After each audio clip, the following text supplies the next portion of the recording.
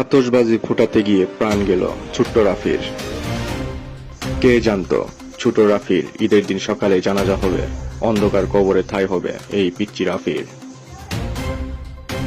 ছোট্ট ছেলে মেয়েদেরকে আতশবাজি ফোটানো থেকে বিরত রাখুন, তা না হলে আপনার বাচ্চার সাথেও ঘটতে পারে এরকম দুর্ঘটনা। এলাকাবাসীর দাবি, আতশবাজি বিক্রি বন্ধ করা হোক।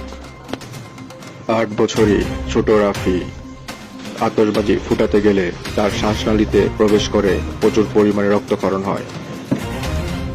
হসপিটালে নিয়ে গেলে ডক্টর তাকে মৃত ঘোষণা করেন।